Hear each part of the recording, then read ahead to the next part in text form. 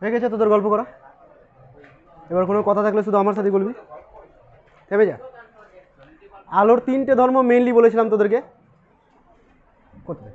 একটা প্রতিফলন, প্রতিসরণ আর একটা শোষণ। প্রতিফলনটা কমপ্লিট হয়ে গেল। এবার প্রতিসরণ করব। প্রতিসরণের দুটো চ্যাপ্টার পাবি তোরা, বড় বড় দুটো চ্যাপ্টার, খুব ইম্পর্টেন্ট পার্ট, ম্যাক্সিমাম নাম্বার এখান থেকে থাকবে। প্রতিসরণ ঘটনাটা কি? কোনো একটা মাধ্যমের মধ্য দিয়ে আলোকরশ্মি আসছিল এবং সেটা যদি অন্য কোনো মাধ্যমের বিভেদ তলে গিয়ে আপতিত হয়, ইমাজিন কর এটা হলো বায়ু মিডিয়াম আর এটা কাঁচ মিডিয়াম। কাঁচ মিডিয়াম নিয়ে নিয়েছি, ঠিক আছে, কাঁচের একটা ব্লক রাখা আছে। তো এই পয়েন্টটা আপতিত হতে গেলে এর কিছুটা পোর্শন কী হয়ে যায়? প্রতিফলিত হয়ে যায়, এটা অবিলম্ব ছিল। আর কিছুটা পোর্শন কী হবে? এই মাধ্যমের মধ্যে ঢুকে যাবে আর বাকিটা শোষণ করবে, তাই তো? তো যে পোর্শনটা এর মধ্যে ঢুকে যাবে সেই ঘটনাটাকে বলা হচ্ছে প্রতিসরণ। যখন এই মাধ্যমের মধ্যে আলোকরশ্মি ঢুকে যাবে তখন আলোকরশ্মি তার গতিমুখকে পরিবর্তন করে নেবে। কীভাবে পরিবর্তন করে নেবে? যাচ্ছিল এই পথটাতে, হয় এই দিকে সরে যাবে আর নয় এই দিকে সরে যাবে, সোজা পথে যাবে না, ঠিক আছে? এই ক্ষেত্রে অবিলম্বের কাছে সরে আসবে। তোরা মনে রাখবি কী করে যে অবিলম্বের কাছে আসবে নাকি অবিলম্ব থেকে দূরে যাবে? তুই দেখবি লঘু মাধ্যম থেকে ঘন মাধ্যম যাচ্ছে নাকি ঘন থেকে লঘু যাচ্ছে। যদি লঘু মাধ্যম থেকে ঘন মিডিয়ামে যায় তার মানে অবিলম্বের কাছে সরে আসবে। আর যদি ঘন মিডিয়াম থেকে লঘু মিডিয়ামে যায় তাহলে অবিলম্ব থেকে দূরে সরে যাবে। বুঝতে পারলি কি না? তোরা নিজেদের ভাষা লিখে নিবি, বাবার নোটে লেখা আছে, বোঝানোর মতো হলে। তো এটা লঘু মিডিয়াম বায়ু মাধ্যমটা, কাজটা তুলনামূলকভাবে ঘন মিডিয়াম। তো লঘু থেকে ঘনতে আসছে, তাই আলোকরশ্মি কোন দিকে যাবে? অবিলম্বের কাছে বেঁকে আসবে, ঠিক আছে? এর ফিজিক্যাল রিজন যদি তোরা জানতে চাস, তো মনে কর আলোকরশ্মিকে আমি পার্টিকেল হিসেবে ধরে নিচ্ছি। আলোর পার্টিকেল নেচারও আছে, ওয়েভ নেচারও আছে, আমি পার্টিকেল হিসেবে ধরে নিচ্ছি। আলোর কণাগুলো স্পিড নিয়ে আসছে বায়ু মাধ্যমের মধ্যে দিয়ে, এখানে একটা ঘন মাধ্যম পেয়ে গেল। যখনই কোনো ঘন মাধ্যম পেয়ে গেল মানে এই জায়গাটাতে বেশি পরিমাণে কোলাইড করবে অন্যান্য মলিকিউলের সাথে, আর কোলাইড করতে গেলে কী হবে? স্পিড কমে যাবে। স্পিড কমে যাচ্ছে বলে এর ডেভিয়েটেড হয়ে যাচ্ছে। মনে কর সামনে ভিড় আছে, তোদের এখানে ভিড় আছে, আমি দৌড়ে আসবো, ঠিক আছে? যে স্পিডে দৌড়ে আসছিলাম সেই স্পিডে যেতে পারবো কি? যে পথে যাচ্ছিলাম সেই পথে যেতে পারবো কি? কোলাইড করে যাবো কোনো একদিকে, সরে যাবো। তো এই ক্ষেত্রেও তাই হচ্ছে, ডেভিয়েটেড হয়ে যাচ্ছে। বোঝা গেল? এটাই যদি উল্টো হতো, মানে আলোকরশ্মি যদি এইভাবে আসতো তাহলে এই পথে ঘুরে যেত। যত ডিগ্রি অ্যাঙ্গেল এখানে হয়েছে সেই অ্যাঙ্গেলে যদি আসতো তাহলে ঠিক এই পথে ঘুরে চলে যেত।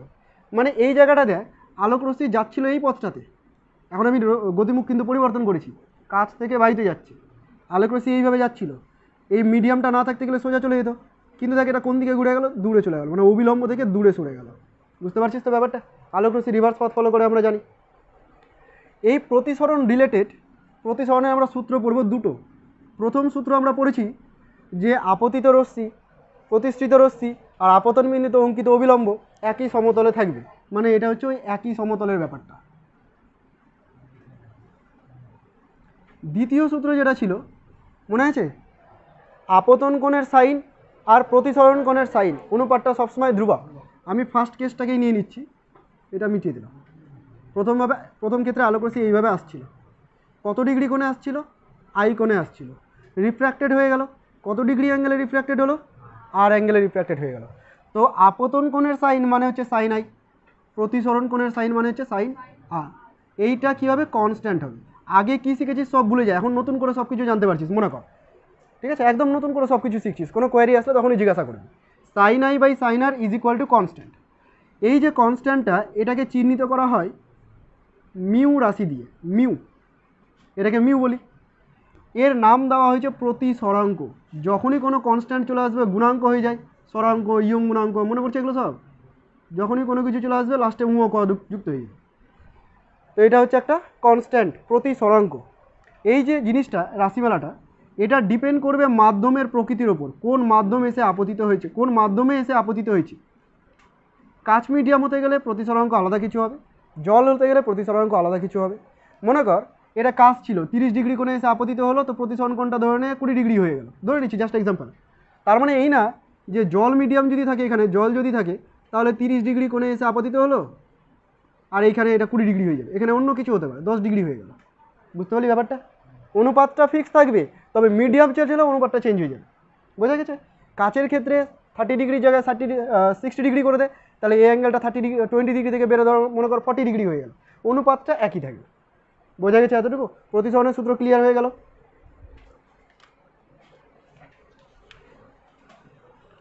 দেখ এই যে প্রতিসরাঙ্ক মিউ, এটা নিয়ে ক্লাস 10-এ তোরা একটুখানি পড়েছিলি, খুব একটা বেশি বুঝেছিলি না, বাস পড়েছিলি আপেক্ষিক প্রতিসরাঙ্ক কাকে বলে, পরম প্রতিসরাঙ্ক কাকে বলে, এইসব জিনিসগুলো পড়েছিলি। তো ওগুলোই আমরা এখানে পড়বো, মানে প্রতিসরাঙ্কটাকে নিয়ে একটু বেশি পরিমাণে পড়বো। প্রতিসরাঙ্ক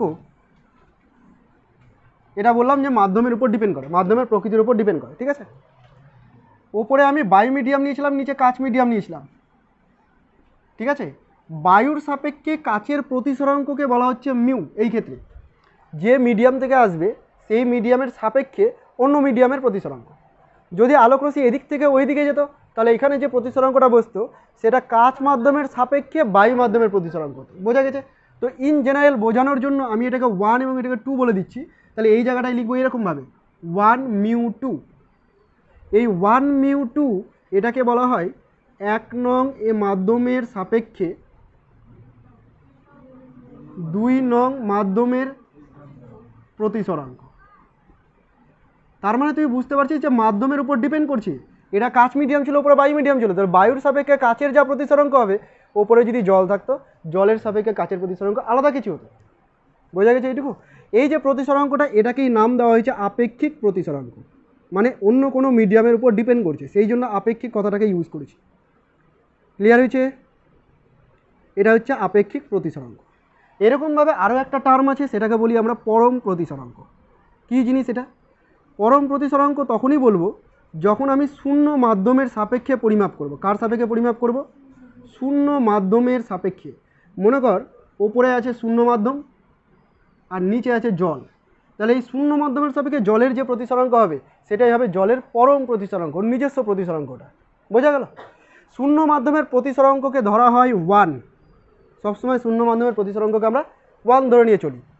বায়ু মাধ্যমের যে প্রতিসরাঙ্ক সেটাকে বলা হয় 1.0026, বা হয়তো আর একটা জিরো হতে পারে, ভুলে গেছি আমি, 1.0026 বা আর একটা জিরো হতে পারে, যাই হোক। তো খেয়াল করে দেখ, শূন্য মাধ্যমের প্রতিসরাঙ্ক আর বায়ু মাধ্যমের প্রতিসরাঙ্ক দুটোর মান প্রায় একই ধরতে গেলে, দুজনই এক। তার মানে আমি শূন্য মাধ্যমের সাপেক্ষে করি বা বায়ু মাধ্যমের সাপেক্ষে করি, পরম প্রতিসরাঙ্কই পাবো। তাহলে এরপরে যতগুলো ক্যালকুলেশন আসবে বায়ু মাধ্যমের সাপেক্ষে যদি বলে দেয়, বুঝে নিবি ওটা পরম প্রতিসরাঙ্কের কথাই বলছে। দুটো জিনিস ক্লিয়ার হয়ে গেছে? ওকে। প্রতিসরাঙ্ককে ওয়েভ থিওরি থেকে, আমরা ওয়েভ থিওরি পড়বো পরে, ঠিক আছে, আলোর তরঙ্গ তত্ত্ব পড়বো, সেখান থেকে প্রমাণ করা যায় যে প্রতিসরাঙ্ক মানে হচ্ছে C/V, পরম প্রতিসরাঙ্ক। কোনো একটা মাধ্যমের পরম প্রতিসরাঙ্ক মানে হচ্ছে C/V, যেখানে সিটা হচ্ছে শূন্য মাধ্যমের আলোর বেগ, শূন্য মাধ্যমে আলোর বেগ, আর এই ভিটা কি? যে মাধ্যমের প্রতিসরাঙ্ক বের করছি সেই মাধ্যমে আলোর বেগ। বোঝা গেল কথাটা? কি বললাম? শূন্য মাধ্যমে আলোর বেগ বাই ওই মাধ্যমে আলোর বেগ। তো মোট কথা তুই এরকম বলতেই পারিস যে mu proportional two 1/v। C তো কনস্ট্যান্টই থাকে, শূন্য মাধ্যমের বেগ কত? 3 × 10⁸ মিটার না সেন্টিমিটার? Metre per second. তো এই মানটা তো কনস্ট্যান্ট, তার মানে তুই বলতে পারিস মিউ প্রপোর্শনাল টু 1/v। বোঝা গেল? এবার আপেক্ষিক প্রতিসরাঙ্কের সাথে বেগের সম্পর্কটা দেখে নি। পরম প্রতিসরাঙ্কের সাথে সম্পর্ক দেখতেই পাচ্ছিস। তাহলে আপেক্ষিক প্রতিসরাঙ্ক যেটা 1 মিউ 2, এখানে মিউটা কি ছিল? শূন্য মিউ জি বলে দিচ্ছি, গ্লাস মিডিয়ামের, শূন্য মাধ্যমের সাপেক্ষে গ্লাস মিডিয়ামের প্রতিসরাঙ্ক। কি লিখেছিলাম? C/V, শূন্য মাধ্যমে আলোর বেগ বাই ওই মাধ্যমে আলোর বেগ, তাই তো? সিমিলারলি এখানে লিখবো 1 মিউ 2, এটাকে লিখবো 1 নং মাধ্যমে আলোর বেগ বাই 2 নং মাধ্যমে আলোর বেগ। বুঝতে পারছিস কি না? যেটা আগে আছে তার বেগটা আগে, যেটা আগে আছে তার বেগটা আগে। হয়েছে? এইভাবে আমি লিখতে পারি। আবার তুই যদি শুধুমাত্র মিউ 2 বলতি তাহলে তুই বলতি C/V2। মিউ 2 মানে কি? 2 নং মাধ্যমের পরম প্রতিসরাঙ্ক। যদি বলতি মিউ 1 তাহলে বলতি 1 নং মাধ্যমের পরম প্রতিসরাঙ্ক, তাই তো? এবার দেখ, তুই যদি এখান থেকে মিউ 2 ডিভাইডেড বাই মিউ 1 করিস, তুই V1/V2 পাবি না? দেখ এখানে V1/V2 আছে, তার মানে তুই এটাকে মিউ 2/মিউ 1 লিখতে পারিস? পারিস কি না? এই সব ডেরিভেশনের কোনো প্রয়োজন, তোকে মনে রাখতে হবে এটা, যে 1 মিউ 2 মানে হচ্ছে মিউ 2/মিউ 1। একটু গুলিয়ে যাবে বেগের ক্ষেত্রে আর এটার ক্ষেত্রে। প্রতিসরাঙ্কের লাস্টে যেটা আছে সেটা আগে বসবে, আর ভেলোসিটির আগে যেটা আছে সেটা আগে বসবে, ঠিক আছে? যদি ভুলে যাস তাহলে এই যে ট্রিকটা বলে দিলাম, মিউ = C/V, এটা তো ভুলবি না। ওপরে সি কেন বসেছে? কারণ প্রথমে শূন্য ছিল, তাহলে প্রথমে যেটা থাকবে বেগের ক্ষেত্রে সেটাই প্রথমে বসে, আর ওটা উল্টোটা। ক্লিয়ার হয়েছে? অসুবিধা নেই। তোকে বলে দিলাম বায়ু সাপেক্ষে কাচের প্রতিসরাঙ্ক, মুখস্থই করে নে। বায়ু সাপেক্ষে কাচের প্রতিসরাঙ্ক 1.5 বা 3/2, এটা তোকে বলে দিলাম।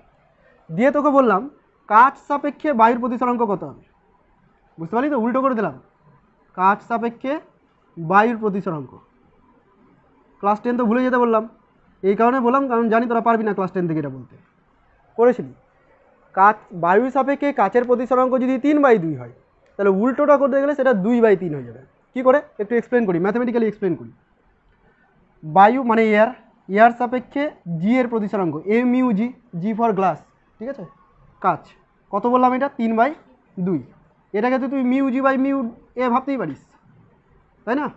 আর আমি জিজ্ঞাসা করলাম কি জি মিউ এ কাচ সাপেক্ষে বায়ুর কত, তাহলে তুই এটাকে লিখবি কি মিউ এ বাই মিউ জি লিখবি, তাই না? আর মিউ এ বাই মিউ জি মানে এটা এই যে উল্টে যাবে 2/3। তাহলে কোনো একটা মাধ্যমের সাপেক্ষে অন্য কোনো মাধ্যমের প্রতিসরাঙ্ক যদি বলে দেয়, ঠিক উল্টে দিলে তুই অনুপাতটাকে উল্টে দিবি। বোঝা গেছে? কঠিন নেই কিছু। ওকে, পরম প্রতিসরাঙ্ক রিলেটেড কিছু ইম্পর্টেন্ট পয়েন্ট বলা আছে, দেখ প্রথম সেকেন্ড পেজটাতেই পরম প্রতিসরাঙ্ক পেয়েছিস। কি লেখা আছে? আলোকরশ্মি এসটিপিতে শূন্য মাধ্যমের প্রতিসরাঙ্ক 1, প্রথম পয়েন্ট। সেকেন্ড পয়েন্ট, এসটিপিতে বায়ু মাধ্যমের ওই যে 3টা জিরো আছে, আমি দুটো ভুল লিখেছিলাম, 1.00029, যেটাকে একই ধরে নিচ্ছি। থার্ড পয়েন্টটা এই যে এখনই করলাম, বায়ু সাপেক্ষে জলের হতে গেলে জলের সাপেক্ষে বায়ুর কত হবে, উল্টে বলবো। তারপরে বলেছে কোনো মাধ্যমের পরম প্রতিসরাঙ্ক কখনো 1-এর কম হতে পারে না, ভেরি ভেরি ইম্পর্টেন্ট, স্টার কর। কোনো মাধ্যমের প্রতিসরাঙ্ক, পরম প্রতিসরাঙ্ক, আপেক্ষিক বলা হয়নি কিন্তু, পরম প্রতিসরাঙ্ক কখনোই 1-এর কম হতে পারে না। কেন হতে পারে না, কেউ রিজন দিতে পারবি? যা শিখেছিস সেখান থেকেই বলা যাবে। শূন্য মাধ্যম মানে 1, শূন্য মাধ্যমের প্রতিসরাঙ্ক 1, হ্যাঁ। তাহলে পরম প্রতিসরাঙ্ক 1-এর কম হতে পারে না কেন? লাগবে, তার থেকে বেশি হবে, ভালো রিজন একটা। এইখানে দেখ mu is equal to c by v, পরম প্রতিসরাঙ্ক। শূন্য স্থানে আলোর বেগ সব থেকে বেশি, এর থেকে বেশি বেগ সম্ভব নয়, তাহলে এই অনুপাতটা কখনোই 1-এর থেকে ছোট হবে না। বুঝতে পেরেছিস তো? তাই পরম প্রতিসরাঙ্কের মানে 1-এর ছোট কখনোই হতে পারে না। যদি কখনো পরম প্রতিসরাঙ্ক 1-এর থেকে ছোট চলে আসে, প্রবলেম সলভ করতে গিয়ে বুঝেই নিবি তুই ভুল করেছিস কোনো না কোনো জায়গায়। আপেক্ষিক প্রতিসরাঙ্ক 1-এর কম হতে পারে, যেমন এখানে দেখলি বায়ু সাপেক্ষে কাচের প্রতিসরাঙ্ক, এটা আপেক্ষিক, কত হয়েছে 3/2, 1-এর থেকে বড়। যখনই উল্টে দিলাম তখন হয়ে গেল 2/3, 1-এর থেকে ছোট, তার মানে এটা হতে পারে। আচ্ছা, নেক্সট পয়েন্ট আছে, কোনো মাধ্যমের আপেক্ষিক প্রতিসরাঙ্কের মান 1-এর কম বা বেশি হতে পারে। ওটা একটা ছুটে গেছে, জেরক্সে উঠেনি, হলো এতটুকু। আচ্ছা, কখনো কখনো এমসিকিউতে প্রতিসরাঙ্কের সাথে তরঙ্গ দৈর্ঘ্যের সম্পর্ক জানতে চাই। এক্স্যাক্ট যেটা সম্পর্ক সেটা হচ্ছে mu is equal to a plus b by lambda square. এই যে প্রমাণটা আমাদের দরকার নেই, হায়ার ম্যাথামেটিক্স তোদেরকে আগে শিখতে হবে, তারপরে তুই এগুলোতে আসতে পারবি। বড় বড় ইকুয়েশন সলভ করে সিরিজ করে এই জিনিসটা নিয়ে আসে। অ্যাকচুয়ালি এখানেও শেষ নেই, এরপরে চলতে থাকে সি বাই ল্যামডা কিউব, তারপরে আরও চলতে থাকে। তো ওই মানগুলোকে নেগলেক্ট করেছে, কারণ ল্যামডা এমনিতেই ছোটো হয় তরঙ্গ দৈর্ঘ্য, তো কিউব করলে তারপরে 4 টাইমস করতে গেলে আরও ছোটো হয়ে যাবে, তো ওগুলোকে নেগলেক্ট করেছে। এই যে মানটা বা ইকুয়েশনটা, এটাকে বলা হয় কচিস ইকুয়েশন, CAUCHY, কচি সায়েন্টিস্টের নাম, কচিস ইকুয়েশন। বাংলাতে কসিও বলে এটাকে, তালবস্য দিয়ে দেয়, কচি কসি যেটা খুশি একটা বললেই হলো, কচিস ইকুয়েশন বা কসির ইকুয়েশন, লিখে না ওই জায়গাটায়, কচিস ইকুয়েশন বা কসি ইকুয়েশন। এটা কার কার সম্পর্ক? মিউ এবং ল্যামডার সম্পর্ক, এক্স্যাক্ট সম্পর্ক এটাই, ঠিক আছে দাদুর? কিন্তু যদি প্রবলেম সলভ করতে হয় আমাদের, তাহলে আমরা মিউ এর সাথে ল্যামডার যে সম্পর্কটা ইউজ করব সেটা হচ্ছে এটা, যে 1μ2 মানে হচ্ছে μ2 বাই μ1, মানেই হলো v1 by v2। R v মানে মনে করে দেখ, v is equal to n lambda পড়েছিলি ক্লাস 11-এ, যে কোনো জায়গাতে ভি ল্যামডা আর এন মানে কম্পাঙ্ক, এদের মধ্যে সম্পর্ক হচ্ছে V equal to n lambda. যদি কম্পাঙ্ক কনস্ট্যান্ট হয়, প্রতিসরণে কম্পাঙ্ক কনস্ট্যান্টই থাকে, তাহলে তুই এই v1 এর জায়গায় ল্যামডা 1 লিখতে পারিস, ল্যামডা 1 বাই ল্যামডা 2, এই সম্পর্কটাকে ইউজ করবি। প্রতিসরাঙ্কের সাথে তরঙ্গ দৈর্ঘ্যের সম্পর্ক ইউজ করবি এটা, μ2 বাই μ1 ল্যামডা 1 বাই ল্যামডা 2, মানে mu proportional to 1 by lambda. বল বুঝতে পারলি কিনা? বুঝতে পেরেছিস? এটাও ইকুয়েশন, কচিস ইকুয়েশন, এটা এক্স্যাক্ট ফর্মুলা, ম্যাথমেটিক্যাল ক্যালকুলেশন করে আসা, বাট আমরা প্রতিসরণের সূত্র অনুযায়ী ইউজ করবো এটা, ঠিক আছে? এটা লেখা নেই, একটু লিখে না তোরা, ওই সম্পর্কটা লেখা নেই, ফাঁকা জায়গা দেখে লিখে না।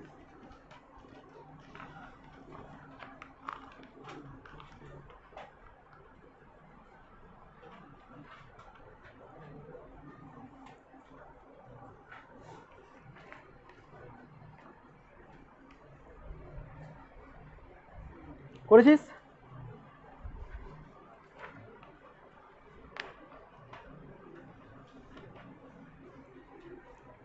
করা হলো? এবার দেখ,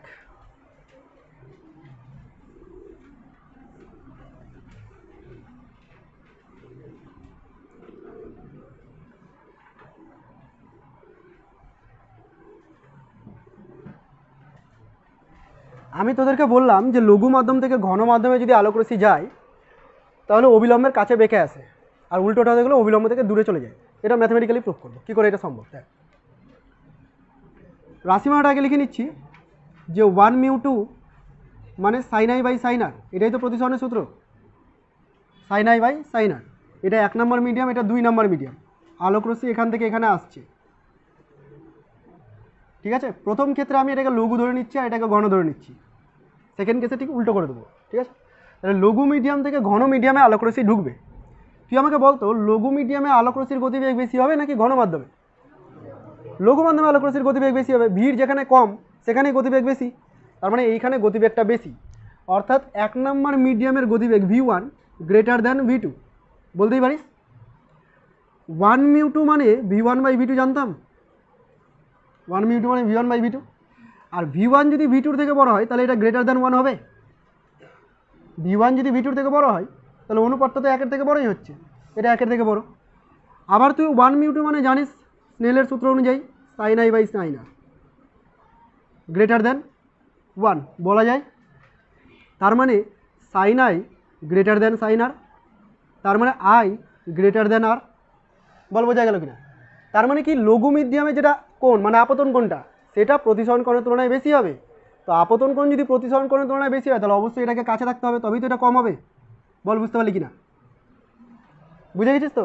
ঠিক উল্টো ঘটনা, যদি এটা লঘু হয় আর এটা ঘন হয় তাহলে ঘন মাধ্যমে আলোর বেগ কম, তার মানে এখন v1টা কম, v2টা বড়। তাহলে 1μ2 = v1/v2 ছিল, যেটা লেস দ্যান 1 হয়ে গেল, এখন v1 ছোট, তার মানে সাইন আই লেস দ্যান হয়ে গেল sine r, i less than r, তার মানে আই ছোটো হবে আর বড় হবে, মানে আলোকরশ্মি এদিকে চলে যাবে। বুঝতে পারলি কিনা বল? প্রথম ক্ষেত্রে r1 বলি, দ্বিতীয় ক্ষেত্রে r2 বলি, বোঝার জন্য। ক্লিয়ার হয়েছে কেন ছোটো বড় হচ্ছে জিনিসগুলো? ওকে, যদি দুটো মিডিয়ামের প্রতিসরাঙ্ক একই হয়, দুটো মিডিয়াম কেউ ঘন না কেউ লঘু না, দুজনের প্রতিসরাঙ্ক সেম, তাহলে তুই v1 = v2 বলবি, কারণ দুই মাধ্যমে আলোর বেগ সমান হবে। সেক্ষেত্রে তুই 1μ2 যেটা আছে এটাকে তুই 1 বলবি, কারণ 1μ2 মানেই v1/v2, দুটো মিডিয়ামে আলোর বেগ সেম, তার মানে প্রতিসরাঙ্কটাও সেম, আর প্রতিসরাঙ্ক সেম মানে সাইন আই = সাইন আর, তাই তো রে? মানে আই = আর, মানে আপতন কোণ যা হবে প্রতিসরণ কোণ তাই হবে। এবার দেখ, তোরা এই এক্সপেরিমেন্টটা দেখেছিস, অবজার্ভ করেছিস নিশ্চয়ই আগে, যে গ্লাসের মধ্যে জল থাকলে একটা চামচকে যদি ঢুকিয়ে দেওয়া যায়, চামচটা কেমন মনে হয় যেন বেঁকে গেছে, তাই না? এইভাবে চামচটা কোনোটা বেঁকে যায়, এতটা বেঁকে যায় না, বইয়ে ভালো ছবি দেওয়া থাকবে। দেখ নোটে ওই বের কর, সেকেন্ড পেজটা নোটের, একটা গ্লাসের মধ্যে ডোবানো আছে, দেখ কোনো একটা দণ্ডকে ডোবানো আছে না, কেমন বেঁকে গেছে, বুঝতে পারছিস তো? কেন এই বেঁকে যাওয়াটা হয়েছে? তার কারণ আলোকরশ্মি যেটা আমার চোখে আসছে, এই মিডিয়াম থেকে আলোকরশ্মি একভাবে আসছে, এই মিডিয়াম থেকে আলোকরশ্মি একভাবে আসছে, এর মধ্যে যখন ঢুকেছে আলোকরশ্মি তখন বেঁকে গেছে, অভিমুখ পরিবর্তন করে নিয়েছে। বোঝা গেল? এখন আমি যদি এমন কোনো তরল এখানে ব্যবহার করি যার প্রতিসরাঙ্ক বায়ুর প্রতিসরাঙ্কের সমান, বুঝতে পারলি? এমন কোনো একটা তরল বা লিকুইড আমি এখানে ব্যবহার করলাম, জানি না কি লিকুইড, যার প্রতিসরাঙ্ক বায়ুর প্রতিসরাঙ্কের সমান, তাহলে আমি কিন্তু এই বস্তুটাকে আর বাঁকা দেখতে পাবো না। এইটা নিয়েই ম্যাজিক দেখানো হয় অনেক সময়, কোনো একটা কাচের গ্লাসে গ্লিসারিন ঢেলে দেয়। গ্লিসারিন হচ্ছে একটা তরল যার প্রতিসরাঙ্ক কাচের কাছাকাছি, কাচের প্রতিসরাঙ্কের কাছাকাছি। এবার ওই কাচের গ্লাসের মধ্যে কোনো বস্তুকে যখন ঢুকিয়ে দেয় ওই বস্তুটাকে আর দেখা যায় না, তার কারণ গ্লিসারিনের প্রতিসরাঙ্ক আর কাচের প্রতিসরাঙ্ক সেম, আলোকরশ্মি বাঁকতেই পারে না। বোঝা গেল? আলোকরশ্মি রিফ্র্যাক্টেড হয় না, আর রিফ্র্যাক্টেড হয়ে আমার চোখে না আসলে আমি এই বস্তুটার অবস্থান কী করে বুঝতে পারবো? বোঝা গেল? এইভাবে জাদু দেখানো হয় যে কাচের গ্লাস প্রথমে দেখিয়ে দিল এপার ওপার দেখা যাচ্ছে, পরে একটা লিকুইড ঢেলে দিল, দিয়ে ওর মধ্যে কোনো একটা ডিম বা কোনো একটা বস্তুকে ঢুকিয়ে দিল, ও বস্তুটা আর দেখা যাচ্ছে না, হয়ে গেল জাদু। বুঝতে পারলি? ফিজিক্স না পড়ে জাদু দেখায়। তোরা বুঝে গেলি, এরপরে জাদু দেখতে গেলে সব কিছু রহস্য উদ্ধার করে দিয়ে চলে আসবি। ওকে, চ্যুতিকোণের রাশিমালা, চ্যুতিকোণটা তো সিম্পল। দেখ, চ্যুতিকোণকে আমরা ডেল্টা দিয়ে প্রকাশ করি। প্রথম ক্ষেত্রে আইটা বড় আরটা ছোট, প্রথম ক্ষেত্রে আই বড় আর ছোট, তো আমরা চ্যুতিকোণ বের করি, মানে হচ্ছে কোণের ডেভিয়েশন কতটা হয়েছে, আই মাইনাস আর হয়েছে। আর দ্বিতীয় ক্ষেত্রে যদি করতাম তাহলে আর বড় আই ছোট, তো দ্বিতীয় ক্ষেত্রে আমি করতাম কি আর মাইনাস আই করতাম। তো এটাকে in general modulus i minus r করে দিচ্ছি। কোনটা বড় কোনটা ছোট দেখে লাভ নাই, মাইনাস করবো, নেগেটিভ আসলে নেগেটিভ নেব না, এটাই তো মডিউলাসের মানে, বোঝা গেছে তো? ওকে, এরপরে আছে সমান্তরাল ফলকে আলোর প্রতিসরণ। একটা সমান্তরাল কাচ ফলকের মধ্যে আলোর প্রতিসরণ করব।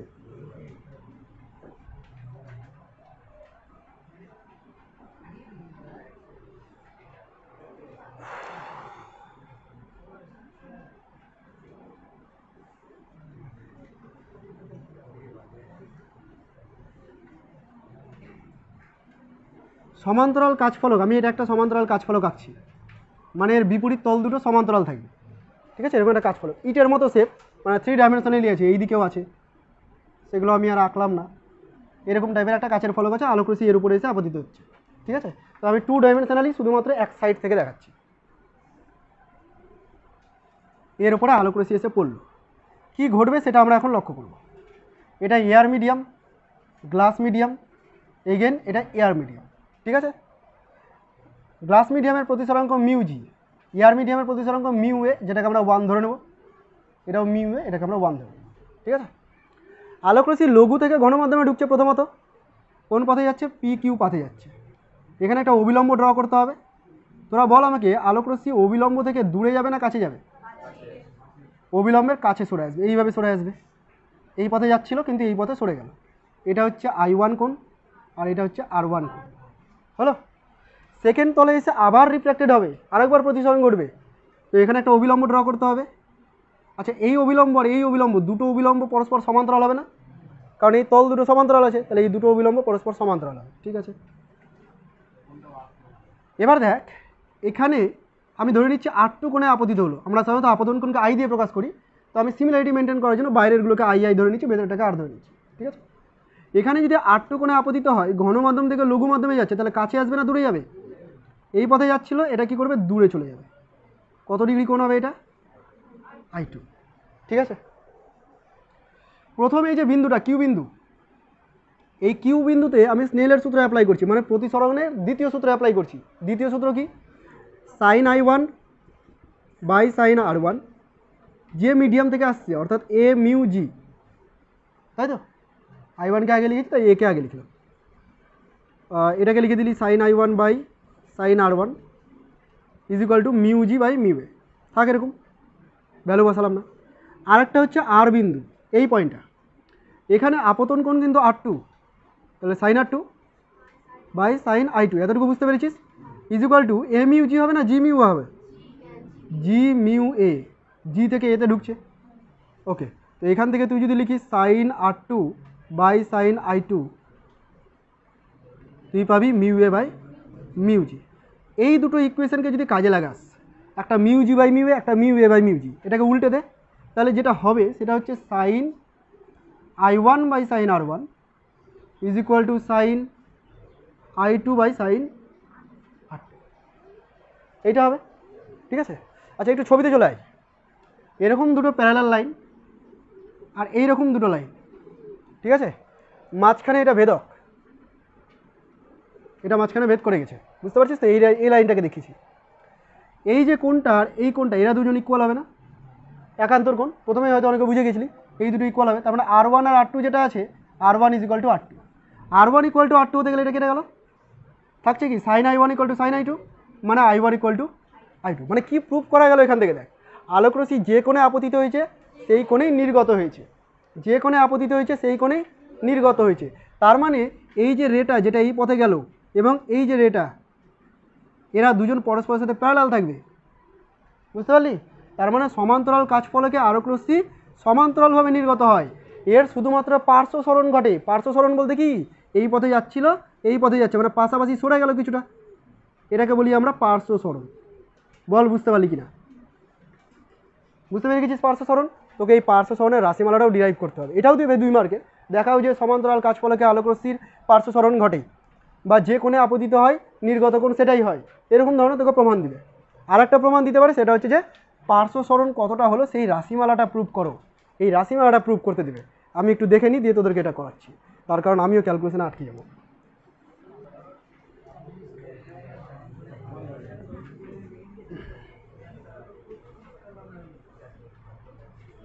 এবার বলি, দেখ মন দিয়ে বুঝবি, ক্যালকুলেশনটা একটু হিজিবিজি লাগবে প্রথম দিকে। কি বের করছি আমরা? কাজ ফলকে পার্শ্ব সরণের রাশিমালা বের করছি। রাশিমালাটা মুখস্থও করতে হবে, ডেরিভেশনও করতে হবে। ছবিটা আর একবার এঁকে নিই। সমান্তরাল কাজ ফলক, আলোকরশ্মি এইভাবে আসছিল, সোজা এই পথে বেরিয়ে যেত, কিন্তু আমি বের করবো এখন এই দিক দিয়ে, যাতে আঁকতে গিয়ে ভুল না হয়। বুঝতে পারলি কী করলাম? আমি আগেই সমান্তরাল করে দিলাম, পি কিউ আর এস। ওকে, এইটাকে বলবো আর এক্স, যেটা হলো পার্শ্ব সরণ। এটাই বের করতে হবে আমাকে। এই অ্যাঙ্গেলটাকে I1 বলেছিলাম, এটাকে আর বলে দিচ্ছি এখন, বা R1 বলে দে। এটা R2 আর এটা হচ্ছে I2। তো দুটো তো এখন ইকুয়াল হয়ে গেছে। আচ্ছা, এটাকে একটু এক্সটেন্ড করে রাখি, QT বলে রাখি এটাকে। আচ্ছা বুঝবি, প্রথমত সাইন I1 মাইনাস R1 কোথায় আছে? I1 মাইনাস R1টা একটু খুঁজ। এই যে প্রথম বিন্দুটা দেখতে পাচ্ছিস, প্রথম আপতন বিন্দুটা, এখানে I1 মাইনাস R1 যদি করি তাহলে কিন্তু সেটা চ্যুতিকোণ বেরাবে। চ্যুতিকোণ মানে কতটুকু? এই যে এই কোণটা, তাই না? এই পথে যেত, এইটুকু কোণটা আমি বের করছি, সাইন I1 মাইনাস R1 করছি। বুঝতে পারলি এতটুকু? সাইন I1 মাইনাস R1 যদি করি, এই ছবিটাকে একটু উপরে এঁকে দেখাই আমি।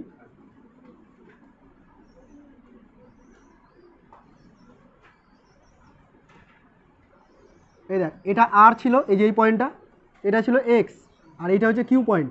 এই কোণটা হচ্ছে I1 মাইনাস R1। বল বুঝতে পারলি কিনা? ছবিটা তুলে নিয়েছি। আচ্ছা, এই যে অ্যাঙ্গেলটা, এটা হচ্ছে 90 ডিগ্রি অ্যাঙ্গেল। কী করে বুঝলাম? কারণ ওর উপরে লম্ব এঁকেছি তো আমি এটা, তাহলে ওটা 90 ডিগ্রি অ্যাঙ্গেল। আচ্ছা, এটা যদি 90 ডিগ্রি অ্যাঙ্গেল হয় তাহলে অতিভুজ এটা, তাই না রে?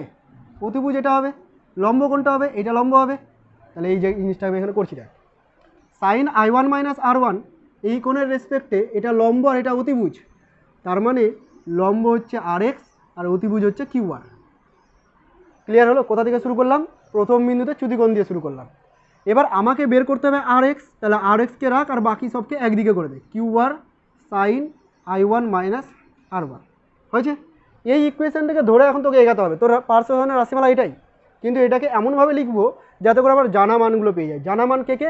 জানা মান হচ্ছে I1 আপতন কোণ এবং হচ্ছে এই কাজ ফলকটার বেধ, যাকে আমরা টি দিয়ে প্রকাশ করব। এই দুটো মানের করসপন্ডিং আমাকে নিয়ে আসতে হবে। ঠিক আছে, দেখ কীভাবে এগাবো। RXটা থাক, QRটা থাক, সাইন A মাইনাস বি, সূত্র কী রে?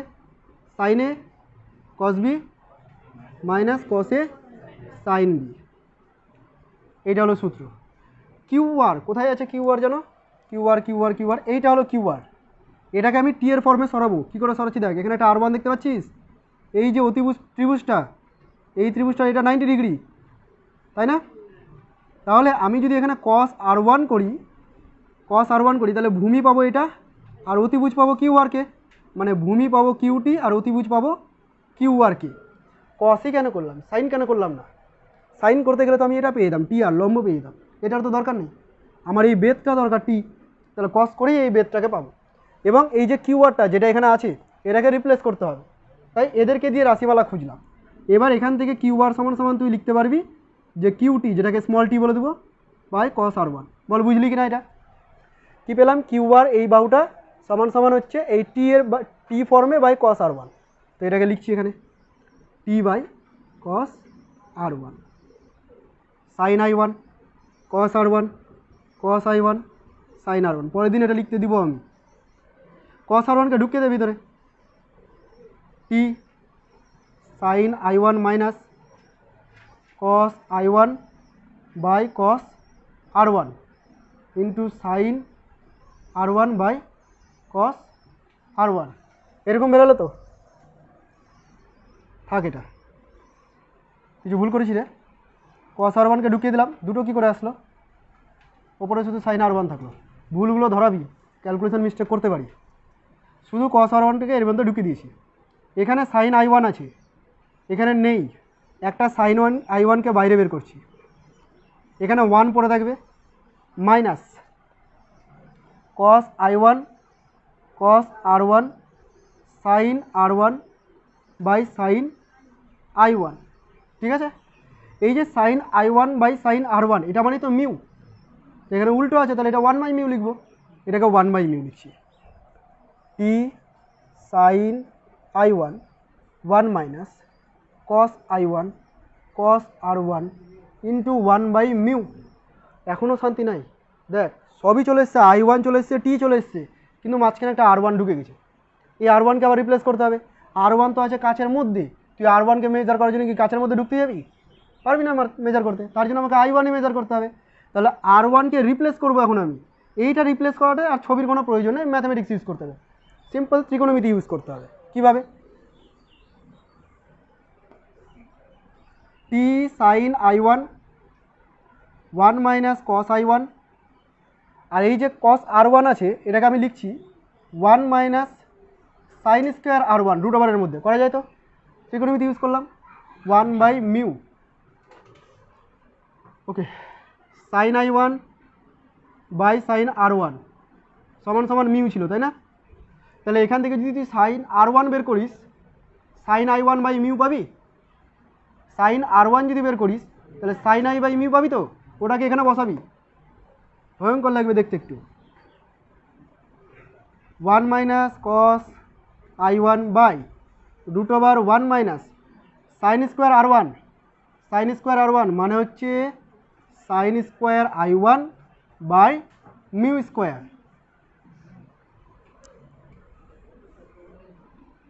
টি সাইন I1, আচ্ছা এই মিউ স্কোয়ারটাকে লসাগু করে দিচ্ছি, 1 minus cos I1 by root ওভারের মধ্যে mu square minus sine square I1, আর নিচে একটা রুট ওভার মিউ স্কোয়ার থাকবে না, রুট ওভার মিউ স্কোয়ার মানে শুধু মিউ, আর এই যেখানে একটা মিউ কেটে গেল, বোঝা গেছে?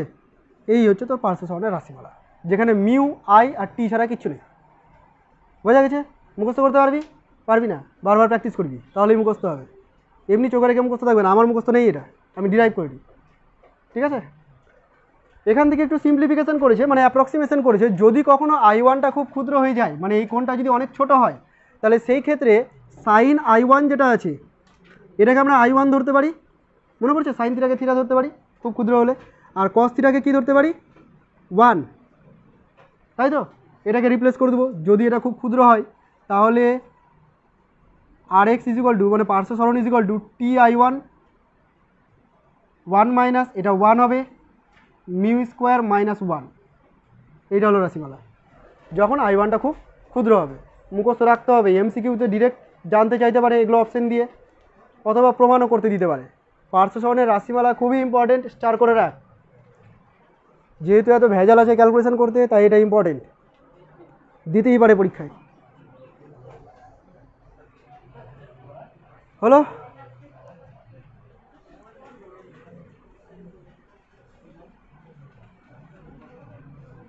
আচ্ছা, এবার স্নেলের সূত্রের একটা সিম্পল রূপ আমরা দেখব। স্নেলের সূত্র কাকে বলেছিলাম রে? কোনটাকে স্নেলের সূত্র বলছিলাম? হ্যাঁ, প্রতিসরণ কোণের সেকেন্ড সূত্রটাকে, তাই তো? তো এই যে sine I1 sine I by sine R, এটাকে বলেছিলাম 1 মিউ 2, বা তুই এটাকে বলতে পারিস মিউ 2 বাই মিউ 1, তাই না? একটু ভেঙে চলে লিখলে এরকম লিখতে পারিস, mu 1 sine I mu 2 sine R, পারিস তো? ছবিটা কেমন ছিল? এটা ছিল মিউ 1, এটা ছিল মিউ 2, এটাকে বলেছিলাম I আর এটাকে বলেছিলাম R। খেয়াল করে দেখ, মিউ 1 ইন্টু সাইন I মানে কি? মাধ্যমের প্রতিসরাঙ্ক, আর যে মাধ্যমে করছি সেই মাধ্যমের সাইন, কোণের সাইন গুণ করেছি। সেকেন্ড মাধ্যমের প্রতিসরাঙ্ক, সেকেন্ড মাধ্যমের কোণের সাইন গুণ করেছি। তো এরকম যদি একটা মিডিয়াম না থেকে অনেকগুলো মিডিয়াম পরপর থাকে, তাহলে এখানে একবার রিফ্লেক্ট হবে, এখানে আবার রিফ্লেক্ট হবে, এখানে আবার বিভিন্নভাবে রিফ্লেক্ট হতে থাকবে। প্রত্যেকটা মিডিয়ামে আলাদা আলাদা কোণ পাওয়া যাবে, প্রত্যেকটা মিডিয়ামে আলাদা আলাদা প্রতিসরাঙ্ক হবে। তাহলে সেই ক্ষেত্রে তুই জেনারেলি এরকম ইউজ করতে পারিস, mu 1 sine I1, mu 2 sine I2, mu 3 sine I3, dot dot dot, মানে চলতে থাকবে, তুই যেমন খুশি ইউজ করতে পারিস, ঠিক আছে? কখনো তোকে কোশ্চেন দিয়ে দিল এই মাধ্যমের আপতন কোণ এত, প্রতিসরাঙ্ক এত, দিয়ে লাস্টের যে মিডিয়ামটা, মাঝে অনেকগুলো মিডিয়াম বলে দিয়েছে, দিয়ে বললো লাস্টের মিডিয়ামটার প্রতিসরাঙ্ক হচ্ছে 4/3, এখানে প্রতিসরণ কোণ কত হবে? তো কী ইউজ করবি তুই? এইটাকে ইউজ করবি, আর লাস্টে যেটা পাবি সেটাকে ইউজ করবি, এই দুটোকে ইকুয়াল করে দিলেই হয়ে গেল। বুঝতে পারছিস? মিউ জানা আছে, সাইন I জানা আছে, I3 বের করতে হবে। ক্লিয়ার? এটা হচ্ছে স্নেলের সূত্রের সাধারণ রূপ। স্নেলের সূত্র ইউজ করে আমরা এরকম যতগুলোই মিডিয়াম দিক না কেন অবশ্যই সমান্তরাল হতে হবে, সেক্ষেত্রে আমরা বের করে নিতে পারবো। দেখ করে দেওয়া আছে। ওকে, স্নেলের সূত্রের সাধারণ রূপ হয়ে গেল। আচ্ছা, এর পরের পয়েন্টগুলো খুব ইম্পর্টেন্ট। ঘন বস্তু থেকে চোখ, বস্তু ঘন মাধ্যমে চোখ লঘু মাধ্যমে, বা চোখ ঘন মাধ্যমে বস্তু লঘু মাধ্যমে। কিছু বুঝলাম না। মাছ তো ধরেছিস ছোটোবেলায়, যখন বড়শি দিয়ে মাছ ধরতে পারতি না, লাঠি টাঠি দিয়ে হয়তো মাছ ধরতি, এভাবে লাঠি চালিয়ে দিতি। বা মাছ ধরা দেখেছিস বর্ষা দিয়ে মাছ ধরে যায়, সূচিমুখের মতো তীক্ষ্ণ থাকে, ওগুলো ছুঁড়ে ছুঁড়ে যে মাছটা ধরে, ডোবাতে সাধারণত ধরা হয়। তো সেইখানে কী করা হয় দেখ, তোরা জলের মধ্যে মাছ যেখানে দেখতে পাচ্ছিস সেই দিকে এম করে যদি বর্ষা ছুড়িস, তাহলে সেই মাছটাকে কোনো দিনই মারতে পারবি না। কারণ তুই জলের মধ্যে যেখানে মাছটাকে দেখতে পাচ্ছিস মাছটা সেখানে নেই, তুই ওখানে ওর প্রতিবিম্ব দেখতে পাচ্ছিস, আলোকরশ্মি তো বেঁকে গেছে। মাছের শরীর থেকে যে আলোকরশ্মিটা আমার চোখে আসছিল, জল ভেদ করে আসার পর বেঁকে গেছে। আর বেঁকে গেছে মানে কি, আমি সোজা পথেই দেখতে পাবো, তার মানে আমি মাছটাকে এক্স্যাক্ট পজিশনে দেখতে পাচ্ছি না, অন্য কোনো পজিশনে দেখতে পাচ্ছি। এবার মনে কর তোর এম খুব ভালো, তুই যেখানে দেখছিস সেখানেই এম করতে পারিস, যদি ওখানে এম করে দিস ওই মাছটা কোনো দিনই মরবে না। তো যারা মাছ মারে ওইভাবে তাদের অভ্যাস আছে, যেখানে দেখতে পাচ্ছে তার থেকে একটু নিচে এম করে মারে, মাছটা ওই নিচে থাকে। তো সেই ক্যালকুলেশনগুলোই করবো। মাছ খাওয়া যে পাখিগুলো থাকে, বক, মাছরাঙা, এরাও কিন্তু এই ফিজিক্সগুলো জানে, এরাও এই ফিজিক্স জানে। মাছ জলের মধ্যে কোথায় আছে সেখানে ওইভাবেই ধরে। দেখ, প্রথম কন্ডিশন হচ্ছে বস্তু ঘন মাধ্যমে আছে আর চোখ আছে লঘু মাধ্যমে। মানে আমি লঘু মাধ্যমে আছি, বায়ু মিডিয়ামে আছি, আর মাছটা কোথায় আছে, জলের মধ্যে আছে, মানে ঘন মিডিয়ামে আছে, তাই তো? ছবি আঁকছি দেখ, এই ছবিটা কিন্তু বুঝতে হবে ভালো করে। দেখ, কেন তুই মাছটাকে এক্স্যাক্ট পজিশনে দেখতে পাচ্ছিস না? এইটা হলো মাছ, লাগছে দেখতে মাছের মতো, এটা মাছ। এখান থেকে আলোকরশ্মি বেরাবে। এবার এর প্রতিবিম্ব কোথায় উৎপন্ন হয় তার জন্য আমরা দুটো আলোকরশ্মি নিয়ে নিই, যে দুটো আলোকরশ্মির গতিপথ আমার জানা থাকবে, এই দুটো নিয়ে নিলে আমি পুরোটা ব্যাখ্যা করতে পারবো। একটা আলোকরশ্মি নিচ্ছি সোজাভাবে তলের উপরে এসে আপতিত হলো, মানে লম্বভাবে আপতিত হলো। আলোকরশ্মি যদি লম্বভাবে আপতিত হয় তাহলে এটা লম্বভাবেই বেরিয়ে যাবে, এটা মনে রাখবি। এই জিনিসটা প্রথম দিকে বলতে হতো, আমি ভুলে গেছি, যে আলোকরশ্মি যদি কোনো মাধ্যমের উপর লম্বভাবে আপতিত হয় তাহলে তার ক্ষেত্রে কোনো প্রতিসরণ ঘটে না, ঠিক আছে? প্রতিসরণ লম্ব আপতনের ক্ষেত্রে অ্যাপ্লিকেবল না, সেখানে আলোকরশ্মি যেভাবে আসবে সোজা চলে যাবে, হয়েছে? আর একটা আলোকরশ্মি কোন দিকে যেতে পারে, এদিকে, সব দিকে যেতে পারে, এমন কোনো একটা নেই যেটা আমার চোখে আসতে পারে। ধরে নিলাম এই দিকে আলোকরশ্মি যাচ্ছে, তাহলে এখানে একটা অবিলম্ব ড্র করতে হবে। ঘন থেকে লঘুতে যাচ্ছে, বলতো কাছে আসবে না দূরে যাবে? অবিলম্বের, অবিলম্ব থেকে দূরে চলে যাবে, বুঝতে পারলি? অসুবিধা নেই। এবার তোর চোখ আছে এখানে, আচ্ছা এখন মনে হবে আলোকরশ্মি এত দূরে চলে গেল, আমার চোখে তো পৌঁছালোই না। অ্যাকচুয়ালি এই পয়েন্টটা এইখানে আছে, একদম কাছে, এখান থেকে আলোকরশ্মি বেঁকে তোর চোখে পৌঁছাচ্ছে। তো আমি বোঝানোর জন্য একটু বড় করে গেছি, আর যদি তাও আপত্তি থাকে তো মণিকেই বড় করে দিলাম না, এত বড় মণি, ঠিক আছে? এবার আলোকরশ্মি যাচ্ছে চোখে, হ্যাঁ, তাহলে তোর চোখ কি দেখবে, যে এখান থেকে একটা আলোকরশ্মি আসছে আর এখান থেকে একটা আলোকরশ্মি আসছে, মানে এরা গিয়ে এখানে মিলছে, এখান থেকে আলোকরশ্মিটা আসছে, মানে ও কি দেখছে যে এই বস্তুটা এখানে আছে, কিন্তু অ্যাকচুয়ালি তো এখানে নেই, আছে কোথায়, এই জায়গাটা আছে। বোঝা গেল? তাহলে তুই যেখানে দেখছিস তার থেকে একটু নিচে তোকে এম করতে হবে ওটাকে ধরার জন্য। জলের লেভেল থেকে মাছের প্রকৃত গভীরতা ডি ধরে নিচ্ছি, এটা হলো প্রকৃত গভীরতা। আর তুই যেটা দেখতে পাচ্ছিস সেটা হলো আপাত গভীরতা, এটাকে বলে দেবো ডি ড্যাশ। একটা প্রকৃত গভীরতা আর একটা হচ্ছে আপাত গভীরতা। তুই এটা ক্যালকুলেটও করতে পারবি যে মাছকে তুই কতটা গভীরে দেখতে পাচ্ছিস, মানে মাছ কতটা গভীরে আছে অ্যাকচুয়ালি, সেটা তুই ক্যালকুলেশন করে বের করতে পারবি। কী করে? দেখ, এখানে একটু জিওমেট্রি ইউজ করতে হবে। এখানে একটা আপতন কোণ হচ্ছে না, আপতন কোণটাকে আই বলে দিচ্ছি, আর এখানে একটা প্রতিসরণ কোণ হচ্ছে, এই কোণটাকে বলে দিচ্ছি আর, ঠিক আছে? এতটুকু। এই কোণটা যদি আই হয় তাহলে এই কোণটাও আই হবে। কেন হবে বলতো? একান্তর কোণ, এরা দুজন সমান্তরাল, দুটোই লম্ব, আর এটা ভেদক, একান্তর কোণ। এই কোণটা যদি আর হয় তাহলে এটাও আরই হবে। কেন? অনুরূপ কোণ, অনুরূপ কোণ হচ্ছে, তাহলে এটা আর হতে গেলে এটাও আর হবে। এবার ওগুলোকে গুলি মার, এগুলো দরকার নেই। পি কিউ আর, এটা এস বিন্দু, ত্রিভুজ পি কিউ এস, পেয়েছিস ত্রিভুজটা? ত্রিভুজ পি কিউ এস। এখানে তুই অ্যাপ্লাই কর সাইন আই, এই যে বড় ত্রিভুজটা, এই বড় ত্রিভুজটাতে সাইন আই অ্যাপ্লাই করছি। সাইন আই মানে কি রে? লম্ব বাই অতিভুজ। তো দেখ, লম্ব হচ্ছে কিউ এস, আর অতিভুজটাকে PS, বল এটা বুঝলি কি না? বুঝেছিস? আচ্ছা, আবার ত্রিভুজ, এটার নাম দিয়ে দিই, কী নাম দেবো? এ দিয়ে দিচ্ছি, AQS। এই ত্রিভুজটাতে সাইন আর বের কর। সাইন আর সমান সমান, এটা যদি আর হয় তাহলে এটা লম্ব, আর এটা হলো অতিভুজ। তার মানে লম্বটা হচ্ছে QS আর অতিভুজটা হচ্ছে AS। বল এতটুকু বুঝলি কি না? বুঝে গেছিস তো? Sine I by sine R, QS কেটে গেল, AS বাই PS হয়েছে। এবার এখানে একটা অ্যাপ্রক্সিমেশন, এই যে পয়েন্টটা S, এটা এখানে এঁকেছি বোঝানোর জন্য, অ্যাকচুয়ালি আছে কোথায়? কিউ বিন্দুর একদম কাছে, একদম পাশেই আপতিত হয়েছে। তাহলে এই PS আর PQটাকে সেম বলা যাবে না? ছবি দেখে মনে হচ্ছে না, ছবিটা এঁকেছি বড় করে। যদি এস বিন্দুটা এখানেই হয় তাহলে PQ আর PS দুজনেই সেম, তাহলে PS এর জায়গায় তুই PQ লিখতে পারিস, আর AS এর জায়গায় তুই কি লিখতে পারিস? AQ লিখতে পারিস। ছবির সাথে মিলালে হবে না, কিন্তু পয়েন্টটাকে আমাকে এখানে ইমাজিন করে নিতে হবে। এটা বলতে পারি PQ by AQ। Sine I by sine r যেটা ছিল, দেখ ভালো করে, sine I by sine r যেটা ছিল, সাইন আই মানে কি? এই মাধ্যমের সাপেক্ষে এই মাধ্যমের প্রতিসরাঙ্ক, তাই না? এটাকে আমি ওয়াটার মিডিয়াম বলে দিচ্ছি, আর এটাকে এয়ার মিডিয়াম বলে দিচ্ছি। তার মানে WμA, বল বুঝলি কি না? এটা sine I by sine r, i তো এখানে আছে, তাহলে ডাব্লুর সাপেক্ষে এ এর প্রতিসরাঙ্ক ইজ ইকুয়াল টু AQ। AQটাকে D ড্যাশ ধরেছি, আর PQটাকে কি ধরেছি? D ধরেছি। ক্লিয়ার হয়েছে? অথবা D dash is equal to WμA into D লিখতে পারি, অথবা D dash equal to D by AμW লিখতে পারি। এটা D dash equal to D by AμW, এইটা হচ্ছে জেনারেল ফর্ম। ঘন মাধ্যমের প্রতিসরাঙ্কের রেসপেক্টে লিখলাম এটা, ঠিক আছে? মানে আপাত গভীরতা যদি বের করতে হয় তাহলে প্রকৃত গভীরতাকে মিউ দিয়ে ডিভাইড করতে হবে। মিউটা কার? ঘন মাধ্যমের, ঠিক আছে? লঘু মাধ্যমের সাপেক্ষে ঘন মাধ্যমের প্রতিসরাঙ্কটা হচ্ছে মিউ। খেয়াল কর, মিউ এর মানটা 1 থেকে বড় হবে যেহেতু ঘন মাধ্যম আছে, আর বড় সংখ্যা দিয়ে যদি এটাকে ডিভাইড করি পুরোটা ছোট হয়ে যাচ্ছে, তার মানে আপাত গভীরতা কম হবে। তাই তো এসছে ম্যাথমেটিক্যালি আপাত গভীরতা কম এসছে। ক্লিয়ার? এবার তুই মাছকে জলের মধ্যে দেখতে পেলি 2 সেন্টিমিটার নিচে আছে, তাহলে ডি ড্যাশের জায়গায় 2 বসালি। তুই জলের প্রতিসরাঙ্ক জানিস 4/3, তাহলে প্রকৃত গভীরতা D এখান থেকে বের করে নিতে পারবি। এবার ততক্ষণে মাছ আর ওখানে থাকবে না, ও পালিয়ে গেছে, তুই ধরতে পারবি না। তো ফিজিক্স অ্যাপ্লাই করার আগে ব্যবহার করা শিখতে হবে।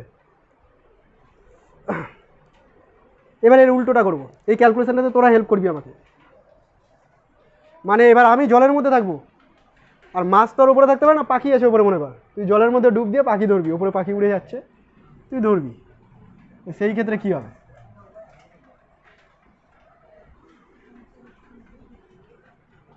বস্তু লঘু মাধ্যমে, চোখ ঘন মাধ্যমে।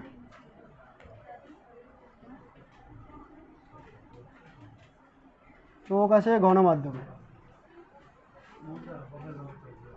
এই দেখ জলের লেভেল, জলের মধ্যে তুই ডুব দিয়ে আছিস এখানে, আর উপরে এই জায়গাটায় পাখি আছে, ঠিক আছে? তুই নিচ থেকে পাখিটাকে দেখবি, একটু নিচেই নিচ থেকে তুই পাখিটাকে দেখছিস। অ্যাকচুয়ালি পাখিটাকে তুই কোথায় দেখতে পাবি? ওপরে দেখতে পাবি নাকি আরও নিচে দেখতে পাবি? কি মনে হচ্ছে? এটাকে তুই ওপরের দিকে দেখতে পাবি নাকি নিচের দিকে দেখতে পাবি? নিচের দিকে দেখতে পাবি। আলোক রশ্মি দিয়ে দেখি আমরা কি হয়, নিচের দিকে না উপরের দিকে। এখান থেকে একটা আলোক রশ্মি বের করবো যেটা সোজা চলে যাবে, তাই না?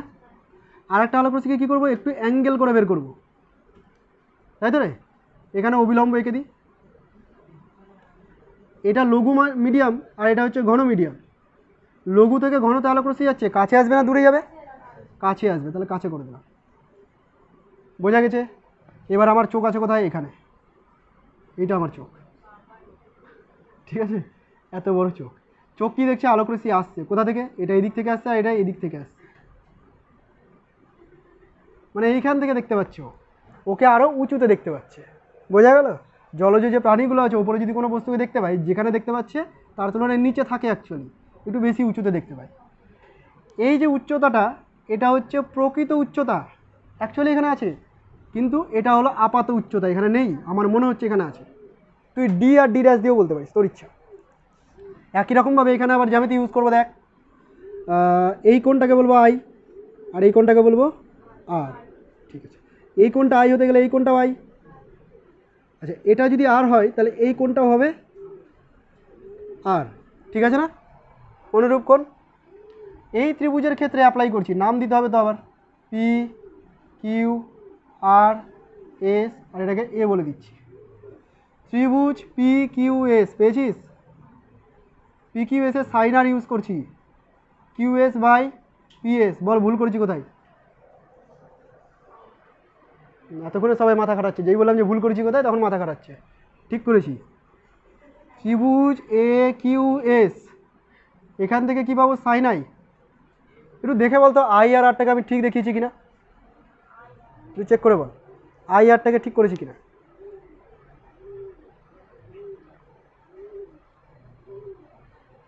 ডিসিশন নিতে পারছি না, ঠিক করিনি? আমার ফ্লোতে কিন্তু চলিস না, বারবার বলছি। আর এর জায়গায় আই হবে। কোনটা আর এর জায়গায় আই হবে? এই জায়গাটা। আর এখানে আর হবে?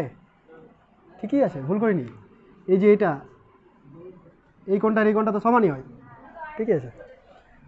আচ্ছা, সাইন আই যদি বের করি নিচের ত্রিভুজ থেকে, তাহলে লম্ব বাই প্রতিভুজ। এবার করব sine I by sine R by sine I, S by PS. ঠিক আছে রে, এসটাকে কি লিখতে পারি? এসটাকে এ কিউ লিখতে পারি, আর পিএসটাকে পি কিউ লিখতে পারি। লেখা গেছে, এ কিউ মানে এইচ ছিল আর পি কিউ মানে ছিল এইচ ড্যাশ। এইটা কি ছিল? এইটা সাইন আর বাই সাইন আইটা, sine R by sine I. এখান থেকে আগে লিখে দিই, sine I by sine R is equal to A mu W. ঠিক লিখেছি? Sine I by sine R equal to A mu W, এটা এ আর এটা ডাব্লু। এখানে তো উল্টো আছে, sine R by sine I, তো এরকমভাবে লিখি 1 by A mu W is equal to H by H dash, বা H dash equal to H into a mu W. ঘনমাধ্যমের প্রতিসরাঙ্ক, আগেরটাও করেছি ঘনমাধ্যমের প্রতিসরাঙ্ক, এটাও করেছি ঘনমাধ্যমের প্রতিসরাঙ্ক। দুটো ইকুয়েশনকে এক জায়গায় করছি। আচ্ছা, তার আগে বলে দিই, এই যে ঘনমাধ্যমের প্রতিসরাঙ্ক একের থেকে বড়, তো বড় সংখ্যা দিয়ে গুণ করতে গেলে এটা আরও বড় হয়ে যাচ্ছে। দেখ, উচ্চতা বেশিই আছে, তারপরে ক্যালকুলেশন ভুল করিনি, ঠিকই করেছি। তাহলে দুটো ইকুয়েশন পেলি, একটা হচ্ছে D dash equal to D by mu, আর একটা পেলি D dash equal to D mu, তাই তো? এইচ না বলে দুটোকেই ডি বলে দিলাম। তুই গুলিয়ে দিবি কখন কোনটা ইউজ করবো।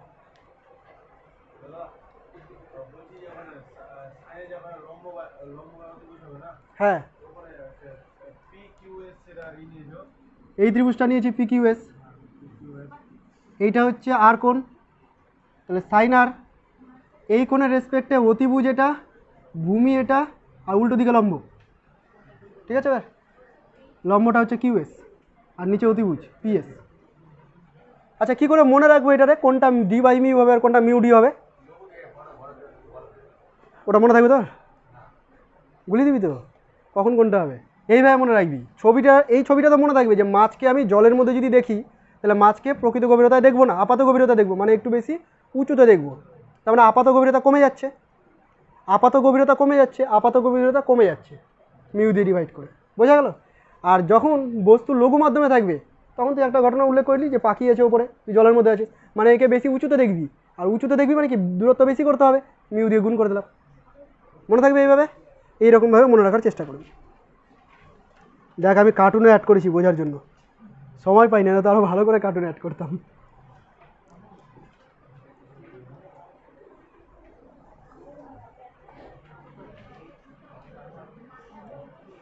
আচ্ছা, আর একটা পার্ট করে দিই সংকট কোণ থেকে পরের দিন, তাহলে এই সমান্তরাল কাজফলকটা শেষ হয়ে যাবে আজকে।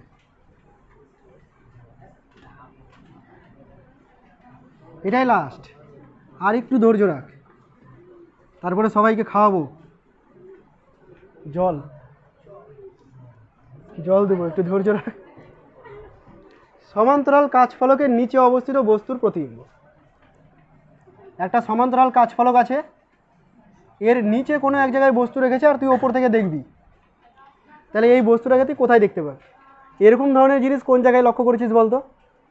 যে একটা সমান্তরাল কাজফলকের নিচে কোনো বস্তু থাকবে, তুই ওপর থেকে দেখবি। দেখিস নি ডাক্তারের চেম্বারে মার্বেল পাথরের মতো রেখে দেয় একটা কাচের, ওর নিচে যে লেখাগুলো থাকে, লেখাগুলো মনে হয় কিছুটা উপরে উঠে গেছে, হয়তো এখানেও তাই হবে। এই যে ডটটা আছে এটা মনে হবে কিছুটা উপরে উঠে গেছে। কীভাবে হচ্ছে? এখান থেকে একটা আলোক রশ্মি বেরাবে, লম্বভাবে এসছে মানে লম্বভাবে বেরিয়ে যাবে, আবার লম্বভাবে এসছে মানে লম্বভাবে বেরিয়ে যাবে, তাই তো? এখান থেকে একটা আলোক রশ্মি বেরাবে, এখানে কী হবে রে, কাছে সরে আসবে, তাই না? অবিলম্বের কাছে সরে আসলো, এখানে একটা অবিলম্ব আঁকবো, এবার কী হবে, দূরে সরে যাবে, এরকমভাবে দূরে সরে গেল। বুঝতে পারলি? এই পোর্শনটা যদি বাদ দিস তাহলে এটা কিন্তু আগেই করলি তোরা, কাজ ফলকের মধ্যে দিয়ে পার্শ্ব সরণ, যে অ্যাঙ্গেলে যাচ্ছিলো সেই অ্যাঙ্গেলেই ঘুরে গেছে। তারপরে তুই যদি এটাকে বাড়িয়ে দিস এদিকে, এই লাইনটা আর এই লাইনটা কিন্তু সমান্তরাল হবে, এই লাইনটা আর এই লাইনটা সমান্তরাল। একটু বোঝার জন্য নাম দিয়ে দিই, এটা পি কিউ, এটা আর এস, এটাকে বলে দিলাম এক্স, এটা হচ্ছে ওয়াই। দেখ একটা চতুর্ভুজ পাচ্ছি পি আর এক্স ওয়াই, পেয়েছিস চতুর্ভুজটা? এই চতুর্ভুজটা একটা সামান্তরিক হবে। কেন সামান্তরিক হবে?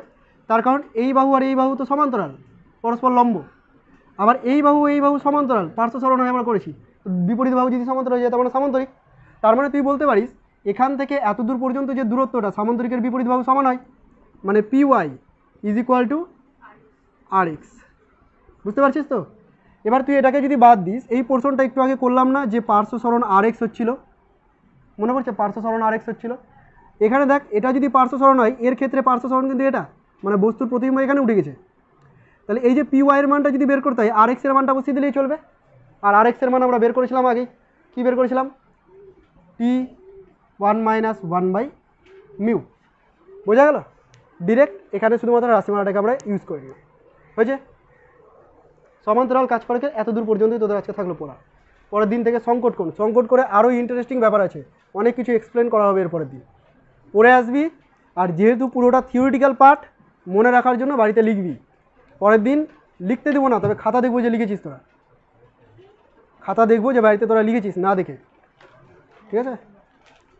কাউকে ডাউট হতে গেলে কোশ্চেনও করবো।